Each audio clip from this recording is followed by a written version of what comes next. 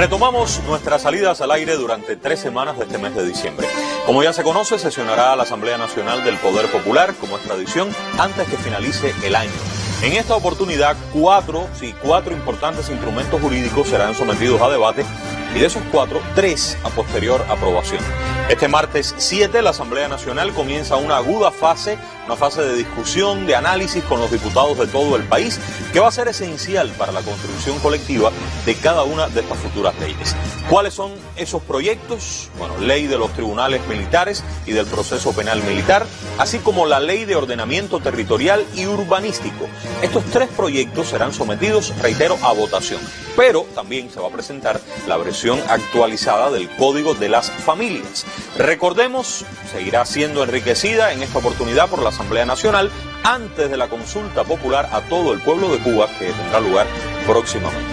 Precisamente acerca de todo lo que se le ha incorporado al Código, las principales dudas, temas de preocupación, de todo eso vamos a intentar hablar hoy en 30 minutos. No vamos a agotar el tema, pero es un primer acercamiento después de que muchísimos espacios de la radio, la televisión, la prensa en general ha abordado el tema.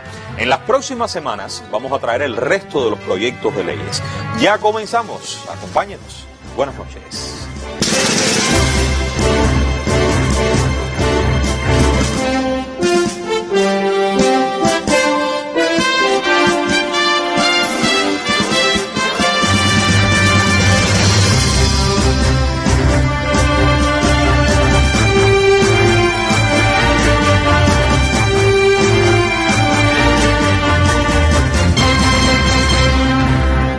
Antes de ir con mi invitada, que es la doctora en Ciencias Yamila González Ferrer, vicepresidenta de la Unión Nacional de Juristas de Cuba, especialista en Derecho de Familia, una persona que ha dedicado parte importante de su vida, desde la enseñanza de una profesora que hemos tenido en común muchos, la doctora Olga Mesa, a el más humano de los derechos, que es el derecho de familia, precisamente.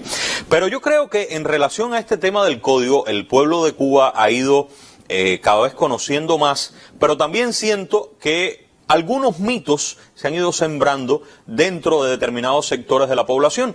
Quiero traer los que en mi consideración pudieran ser algunos de esos mitos y buscar que a lo largo del programa la profesora invitada pueda romper o no estos mitos. El primer mito que en algunos sectores de la población pudiera estar es que la mayor parte de los cubanos ya dijo que no al matrimonio entre personas del mismo género. O sea que ya está determinado que la mayor parte de la población cubana ha dicho que no. ¿Será así? ¿No será así? Otro mito. Los padres perderán autoridad sobre sus hijos con este nuevo Código de las Familias. ¿Por qué? Porque se refuerza excesivamente la autonomía de los menores de edad. ¿Será así? ¿No será así? Y número 3, y este busca resumir, tal vez, la sociedad cubana no está preparada para este Código de las Familias. Doctora González Ferrer, bienvenida, buenas noches una vez más a nuestro programa. Muchas gracias por la invitación, Humberto, buenas noches. ¿Qué tal los mitos? ¿Usted está de acuerdo conmigo? No, realmente hay que de alguna manera romper los mitos porque no se corresponden con la realidad y precisamente por eso esta invitación es tan importante para un poco aumentar el conocimiento de nuestra población sobre el contenido de este proyecto de Código de las Familias. Propongo dejar los mitos para el final y quizás a lo largo del programa se responda uno que otro, pero vamos a dedicar los últimos minutos a estos 3 mitos. Primero, yo sé que ustedes han, recordemos desde la Constitución, hay un mandato de la Constitución que está dejando claramente sentado que hay que hacer un nuevo Código de Familia, hablando en términos muy prácticos. Se habló de tiempos, estos tiempos por razones elementales no fue posible cumplirlos, el mundo cambió completamente después de la pandemia, pero ustedes no se detuvieron, se ha venido trabajando. De hecho, el número 23 en este anteproyecto ha llamado mucho la atención, ha habido 22 proyectos anteriores, o sea que eso denota muchísimo trabajo de parte de ustedes. Exactamente, realmente desde que en el mes de julio del 2019 se creara el Grupo Temporal de Trabajo para ya iniciar todas las labores vinculadas a la elaboración del Código de las Familias. Hemos estado laborando intensamente en los contenidos, en todas las perspectivas, paradigmas, contenidos que debe tener este proyecto. Y ha sido porque fíjate, cuando se dice, bueno, así, la etapa de COVID ha sido compleja para el trabajo, sin embargo no nos hemos detenido, y cuando hablamos de esas 23 versiones estamos ahí viendo qué intensidad de trabajo, pero además un trabajo que todo el tiempo ha sido parte de una colectividad, ha sido un trabajo colectivo, no solo de los juristas, sino también desde la multidisciplina, porque cuando decimos, como tú al inicio comentabas, que este es el más humano de los derechos o el menos jurídico de los derechos, pues necesariamente tenemos que ir hacia la multidisciplina. Y desde ese grupo temporal, pues venimos trabajando intensamente en esos contenidos y en darle esa mirada multidisciplinaria que responda a la realidad de las familias cubanas. Sin embargo, una particularidad importante, en nuestra opinión, viene a reforzar ese trabajo en equipo, y es el hecho de que no es posible realizar una norma jurídica de tal rango en Cuba sin la participación directa del pueblo. Por eso habrá una consulta popular, pero fíjense, sin llegar a la consulta ya ustedes llevan varios meses de recorrido por el país, han estado en numerosos ministerios, organismos de la Administración Central del Estado, conversando, dialogando, y yo lo que quisiera es, antes de este momento en diciembre, cuando los diputados y diputadas van a debatir esta versión, dedicar estos minutos a que me cuenten cómo ha sido ese intercambio. Por eso traigo 3 preguntas solamente, vamos a mostrarlas, acompáñenme por favor, y tratar de resumir. 1, ¿cuáles son las preguntas más frecuentes que les han hecho a ustedes en esta primera fase? Consulta popular es un concepto, es lo que va a pasar más adelante, pero yo, con respeto de los elementos técnicos, diría que esto que está pasando también es consulta popular, porque ustedes están recibiendo opiniones, ustedes están enriqueciendo, y un grupo de preguntas ya son claras, y esas pueden ser reflejo de las preocupaciones de la población, porque los especialistas son también población. Número 2, ¿cuáles han sido las confusiones que más se han reiterado? Ideas que ustedes han visto que las personas tienen de una forma, en realidad es de otra, han podido aclarar estos temas. Y 3, en esta idea de la sabiduría popular, algo que ustedes no habían pensado, que no se les había ocurrido, que lo habían contemplado de una manera, ahora mismo ya lo están contemplando de otra. Vamos a comenzar entonces con la primera. ¿Cuáles pudieran haber sido las preguntas más frecuentes, doctora, hasta este minuto? Sí, Humberto, realmente esto que comentas de que la consulta popular tiene muchas dimensiones, coincido totalmente, y esta consulta especializada que se ha realizado entre los meses de septiembre y octubre, realmente pensamos que es parte de esa consulta popular, pero especializada, con instituciones, con organizaciones, con grupos específicos de expertos en diferentes ramas de la multidisciplina y también de las ciencias jurídicas, que han aportado muchísimo. Por lo tanto, pensamos que, ya te digo, desde ese inicio del trabajo estamos en permanente consulta y trabajo colectivo. Ahora, ¿cuáles son los elementos que más en esta etapa sobre los que se ha preguntado? Primero, el relacionado con el reconocimiento de los derechos de las abuelas y los abuelos en la familia. Abuelas y abuelos. Sí, y yo creo que esto es algo sumamente importante, porque de lo que ha significado el papel de esas abuelas y abuelos, tenemos una gran deuda, que es la del reconocimiento de esos derechos para que puedan ejercerlos en toda plenitud. Hoy no los tienen. Hoy no los tienen, y ha sido muy difícil enfocar y darle solución a diferentes problemáticas familiares, a conflictos familiares de una alta sensibilidad y que han generado sufrimientos humanos, como es las diferencias que pueden existir entre las abuelas y abuelos o los adultos mayores, para decirlo de alguna manera, y sus hijos e hijas, que impiden que entonces vean a sus nietas y nietos. Y entonces este código se proyecta en toda una dimensión, y déjame decirte, no solo abuelas y abuelos, sino también otros parientes y personas afectivamente cercanas, porque aunque lo más fuerte es la relación con los abuelos y abuelas, pues también hay otros parientes y personas afectivamente cercanas que inciden, y que también, en función de los derechos de esas niñas y niños, es necesario potenciar esa comunicación. Y ahora el Código va a dar la posibilidad de solicitar al tribunal, ante diversas situaciones conflictuales que se presenten, esta comunicación, así como otras figuras importantes, como la delegación de la responsabilidad parental. Sabemos que tenemos muchísimas familias transnacionales, es decir, que tienen parte de sus miembros aquí, parte fuera, y hay abuelos y abuelas que crían a niños que sus mamás y papás están en el exterior. También bueno, todo lo relacionado con las guardas de hecho, los acogimientos familiares, es decir, toda una gama de situaciones que este código ahora está poniendo en el derecho. Cada uno de estos temas quedan en pequeñas cápsulas, en pequeñas minidosis, sí, para dejar el deseo abierto de estudiar, de buscar y de regresar también nosotros con otros programas para profundizar. Cada uno de estos temas merece muchísimo tiempo.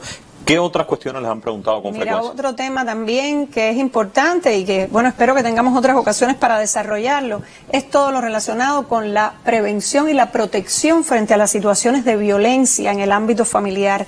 Y es algo que también ya viene desarrollando los contenidos de nuestra Constitución, del Programa Nacional para el Adelanto de las Mujeres, y que aquí en ámbitos familiares se desarrolla, no solo porque hay un título que se dedique específicamente a la discriminación y a la violencia en el ámbito familiar, sino también que el ejercicio de esta violencia va a tener efectos en las diferentes instituciones jurídicos familiares, y esto es importante, ya sea en la liquidación de la comunidad matrimonial de bienes, como en la suspensión y privación de la responsabilidad parental, o en la posibilidad de guarda y cuidado compartida. Usted está diciendo que si se demuestra que se ha ejercido algún tipo de violencia en el seno de la familia, se van a producir consecuencias jurídicas que hoy no se produce. Exactamente, es así. Y yo creo que es muy necesario porque es el espacio familiar donde con más crudeza se expresa la violencia, ya sea violencia de género, violencia contra las niñas y los niños, violencia contra personas adultas mayores.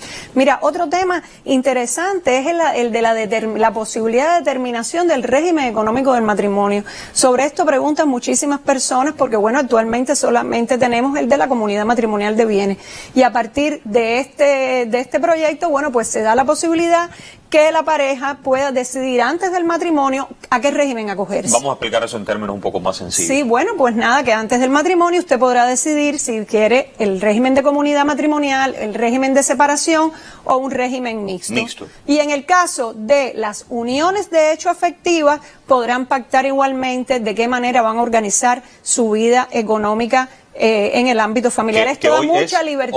Hoy solo es, en caso de matrimonio, el régimen de comunidad matrimonial de bienes. Todo de ambos, excepto. Exactamente. Y aunque, fíjate, siempre, ya sea el régimen que se escoja, va a haber protecciones específicas para las personas vulnerables y para garantizar la solidaridad en el ámbito familiar. Fíjense cuántos temas estamos apenas tocando, por arriba, algunos de ellos. Vamos a la segunda pregunta que le hacía, de las confusiones. Sí. ¿Por dónde pudieran estar las confusiones más frecuentes? Los temas que ustedes sienten que las personas tienen una percepción que no es exactamente la que está previendo el proyecto de Código de las Familias. Bueno, mira, una muy recurrente es la de cerrar o la de solo ver este código desde la perspectiva del matrimonio. Es decir, y este no es el código del matrimonio, este es el código de todas las instituciones jurídicas familiares que, repito, y puede ser que lo repita en varias ocasiones, que responde a la realidad familiar cubana.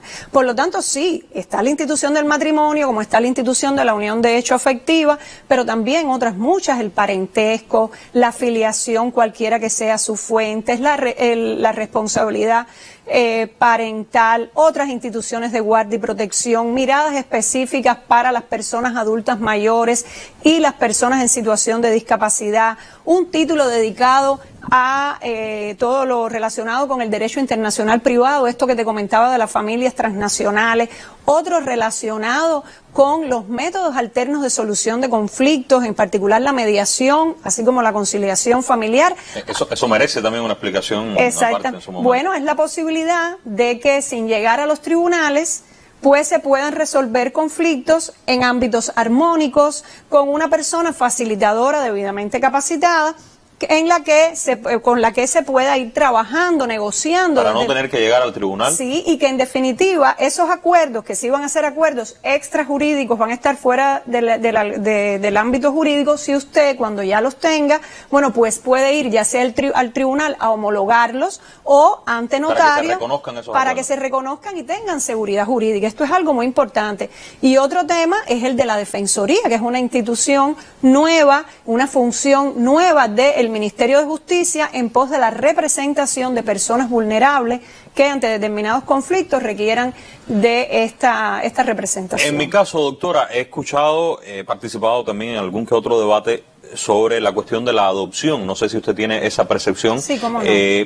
Siento que algunas personas creen que cuando alguien accede al matrimonio, ya sea personas del mismo género o de género diferente, cuando acceden al matrimonio automáticamente la adopción es una consecuencia. O sea, usted podrá adoptar porque ya usted ha accedido al matrimonio. No, son instituciones totalmente diferentes y tienen una regulación propia. Ahora, ¿cuál es? Vamos a decir, el código vigente de 1975 establece que para la adopción, para que la realicen más de una persona, es decir, 2 personas en pareja, tienen que estar casados. Pero también puede ser a una persona la adopción. Exactamente, pero una sola persona puede adoptar. Y para eso, con el código vigente, no se le pregunta a nadie su orientación sexual ni su color de la piel, no solamente cumplir los requisitos. Es decir, hoy en día hay personas que en su momento, cuando eran niños, fueron adoptados por personas homosexuales, en fin, eso no tuvo ninguna limitación. Ahora, ¿cuál es lo novedoso que trae este proyecto? Que como se está reconociendo toda la diversidad familiar, y también, es decir, toda esa multiplicidad de formas que existen, pues nos está diciendo que ahora en pareja, las personas obviamente del mismo género podrán en pareja, ya estén casadas o en unión, adoptar. Y en el caso de las parejas heterosexuales, lo mismo ocurre porque hoy solamente pueden adoptar cuando están casadas. Con la propuesta de código, bueno, pues podrán hacerlo aunque estén unidas. Y siempre en uno u otro caso tendrán que cumplir los requisitos que para esta institución se exigen. El proyecto está proponiendo en el artículo 98 esos requisitos. Efectivamente no tiene nada que ver con el matrimonio, exacto, como usted lo acaba de decir. O sea, que pudiera negársele por parte del tribunal la adopción lo mismo a una pareja de heterosexuales que de homosexuales, que a una persona homosexual, heterosexual. No guarda relación directamente una cuestión con la otra. Claro que no, porque además tenemos que pensar y siempre ser coherentes con nuestro texto constitucional y con, es decir, todos los valores y paradigmas de igualdad y no discriminación. Una condición humana, una circunstancia personal no puede ser lo que limite el acceso a una institución jurídica. Eso sí, habrá que cumplir los requisitos que en el caso de la adopción, bueno, son requisitos de edad, de diferencia de edad entre adoptante y adoptado, estar en situación de solventar las necesidades económicas, que el tribunal llegue a la convicción de que las personas que van a adoptar, de que esa pareja, bueno, va a cumplir efectivamente todo lo vinculado al contenido de la responsabilidad parental. Ahí nos quedamos con un poco de deseos también de seguir preguntando. Pero vamos a la 3. ¿Se han aportado elementos que ustedes no consideraron, que ya ahora mismo están incorporados en esta versión 23? Sí, cómo no. Póngame algunos ejemplos. Estas consultas especializadas han tenido un valor tremendo, ya te digo, desde la multidisciplina sobre todo, y también desde el aporte de nuestros juristas, de los diferentes capítulos de las sociedades científicas, de la Unión de Juristas, de nuestras facultades de Derecho. Ha sido muy enriquecedor. Por ejemplo, mira, una cosa que fue prácticamente unánime, mayoritaria, está en lo relacionado con la prohibición del matrimonio infantil. El proyecto en su versión 22 había incorporado la posibilidad de elevar la edad de las niñas a los 16 años, es decir, mantener esta edad excepcional para formalizar matrimonio, aunque siempre con autorización del tribunal. Sin embargo, en prácticamente todas las consultas especializadas, desde la demografía, la sexología, la psicología, la sociología, en fin, desde toda una multiplicidad de ciencias, además con todas las investigaciones, porque este es un texto que también bebe de todas esas investigaciones que se han realizado desde la multidisciplina y desde la práctica jurídica. Y bueno, se quedó más que demostrado el daño tremendo que hace para el desarrollo biopsicosocial de los adolescentes formalizar estos matrimonios. Por lo tanto, queda prohibido totalmente. ¿A partir de qué edad está proponiendo? No, la edad para el matrimonio es solamente la de los 18 años. 18 años. Es decir, esa excepcionalidad que se prevé en el vigente y que ahora con algunas modificaciones se había incorporado a la versión 22, se elimina totalmente. Esto es algo muy importante desde la protección de los derechos de niñas, niños y adolescentes. Y un ejemplo, además, bien contundente. Sé que nuevas ideas deben estar incorporadas, pero el tiempo se va acabando. Vamos con los mitos y tratar de cerrar, doctora, con esto. Quiero regresar aquí. Preguntan, mito número 1 que le traía al inicio del programa. La mayor parte de la población dijo no al matrimonio entre personas del mismo género. ¿Qué usted dice, doctora? No, Humberto, definitivamente no. Yo creo que lo que sí queda probado es que la mayoría de la población cubana, al aprobar una constitución por referendo constitucional, con más del 86% de los votos de quienes fueron a las urnas, está en mantener y potenciar el principio de igualdad y no discriminación. Y por lo tanto, no podemos decir, repito, que por alguna condición humana una persona va a tener limitado su posibilidad de acceder a estas instituciones. Pero además, esto sencillamente, al estar acogiendo la diversidad familiar que se expresa en ese artículo 81, cuando expresa que el Estado reconoce y protege todas las formas, todos los tipos de familia, independientemente de su forma de organización, lo que nos está queriendo decir es que, es decir, esta posibilidad para quienes lo deseen es válida, pero no significa que eso incide en quien no lo desee. Es decir, este no es un código que impone modelos, que esté creando una realidad inexistente, todo lo contrario, este es un código que se basa en la práctica, en la realidad, y que por supuesto tiene que proteger, porque las familias necesitan estar protegidas por el derecho y no al margen de este. Segundo mito. Creo que va quedando claro el primero, aunque pudiéramos buscar nuevos argumentos, pero por ahí está tal vez el sentido principal, doctora. Se le da a los niños, a las niñas y a los niños determinado nivel de autonomía y los padres van a perder autoridad sobre sus hijos. Doctora. Nada más alejado también de la realidad, Humberto. Yo creo que es muy importante que nuestra población conozca el contenido, porque aquí de lo que estamos hablando, cuando ya estamos acogiendo el término de responsabilidad parental y toda la perspectiva que desde la Convención de los Derechos del Niño nos trae el interés superior del niño, la autonomía progresiva, la escucha de los niños, niñas y adolescentes, es sencillamente una forma, y así lo expresa el Código, de crianza positiva, de crianza respetuosa, en donde no hay imposiciones, donde no haya violencia. No quiere decir que a los niños no se le vayan a poner límites, claro que sí, pero desde esa perspectiva en donde su estabilidad emocional, su formación se realiza en ámbitos de estabilidad. Fíjate que siempre digo, más preocupante que cualquier cuestión que nos podamos alarmar porque no estemos de acuerdo con ella, más nos debe preocupar las niñas y niños que se crían en situaciones de violencia y que tienen un gran sufrimiento por esta razón. Pero es cierto que los niños van a tener más autonomía. ¿Es cierto esto?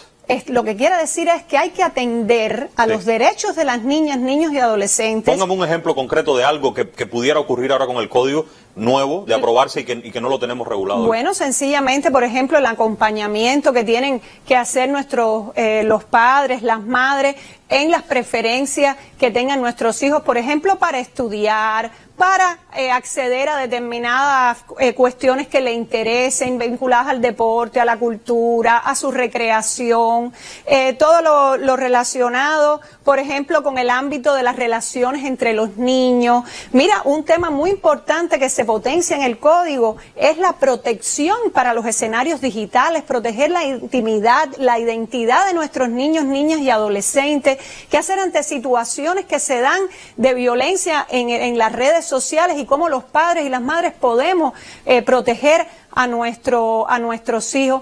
Por ejemplo, también los niños y las niñas deben ser escuchados ante determinados conflictos. Cuando te hablaba de los derechos de abuelas y abuelos y otros parientes, ¿por qué no escuchar a los niños y saber qué implica para los niños determinada relación con un familiar?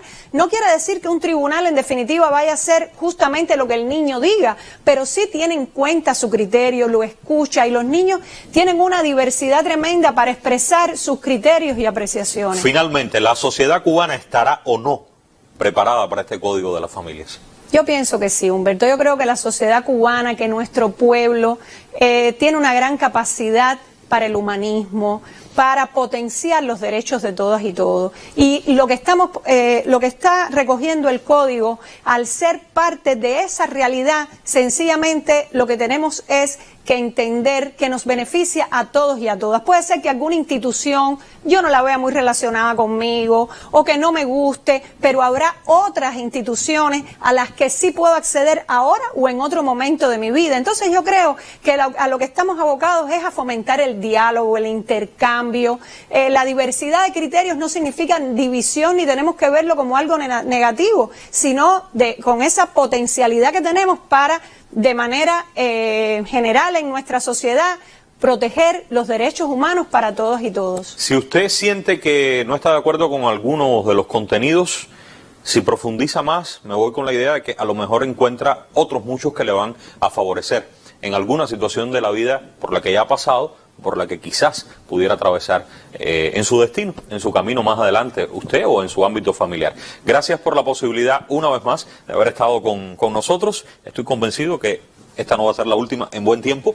Van a regresar otros profesores, por supuesto Yamila también, vicepresidenta de la Unión Nacional de Juristas de Cuba.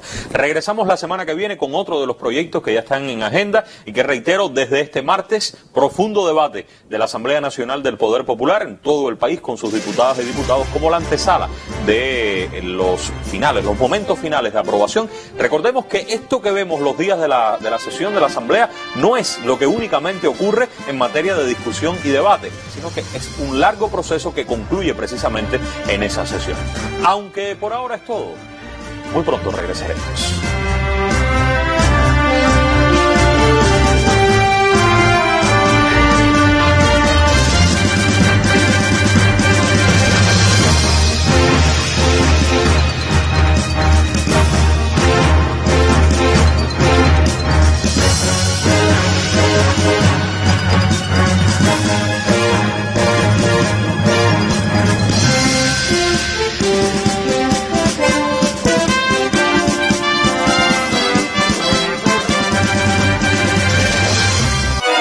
Domingos, tras la huella de estreno por Cubavisión para este fin de año.